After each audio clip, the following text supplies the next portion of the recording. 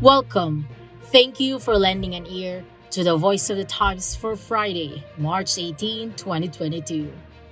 For today's editorial, Glimmer of Hope in Ending Ukraine War.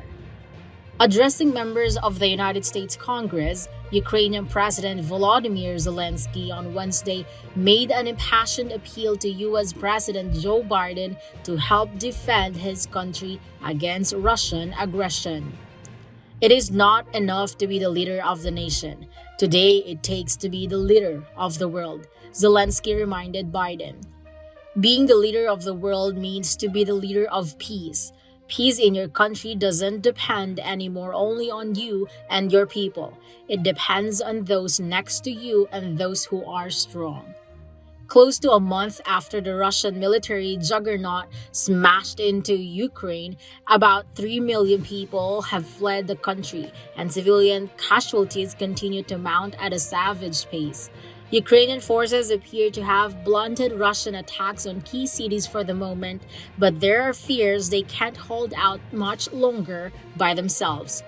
Zelensky called on the US and its allies to enforce a no-fly zone in Ukraine, but if that is not feasible, he'd settle for air defense systems to protect against aerial assaults. In a prompt response to Zelensky's plea, Biden announced that the US, for starters, will supply Ukraine with 9,000 anti-armor systems, 7,000 small arms, 800 Stinger anti-craft systems, 20 million rounds of ammunition, and 100 drones. How Vladimir Putin will reflect to the U.S. arms package could very well determine the course of the Ukraine war. But there are hints that bringing Ukraine to its knees is proving more difficult than Putin had expected. Moscow has asked Beijing to back its war effort, and there are reports that Russian troops stationed elsewhere are being redeployed to the Ukrainian front to replenish ground units that have suffered heavy losses.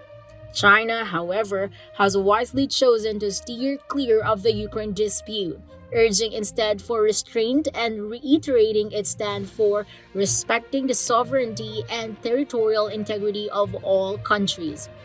Beijing also called for negotiations to set up a balanced, effective, and sustainable European security framework based on the principle of indivisible security.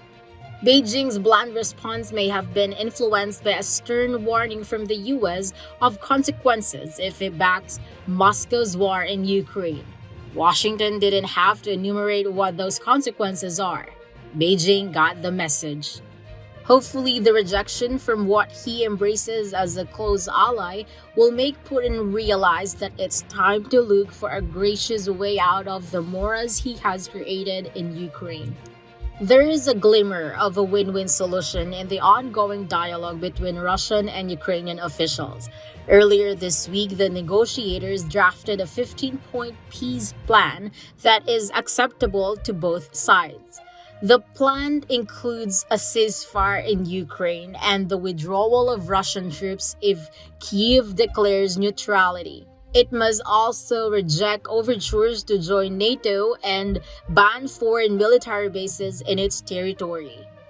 It's an encouraging start, but the negotiators have to work their way through a minefield of trickery and illusion, as one negotiator described it.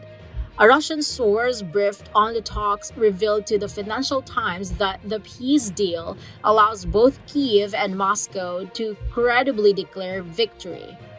The biggest challenge, however, is convincing Putin to agree to the settlement. He needs to be able to sell it to the people, the insider said. Putin can say that we wanted to stop Ukraine joining NATO and putting foreign bases and missiles in its territory. If they do that, he can say, I got it. Zelensky has said the positions during the negotiations already sound more realistic, but time is still needed for the decisions to be in the interests of Ukraine. A Kremlin spokesman, on the other hand, said it was too early to predict the outcome of the peace dialogue. The work is difficult, and in the current situation, the very fact that the talks are continuing is probably positive, the spokesman said. Realistic but difficult, yet hammering out a peace deal is nothing compared to the brutality and violence Ukrainians are being subjected to. And that's the editorial for Friday, March 18, 2022. For more news and information, get a copy of the Manila Times on print. Subscribe to its digital edition or log on to www.manilatimes.net.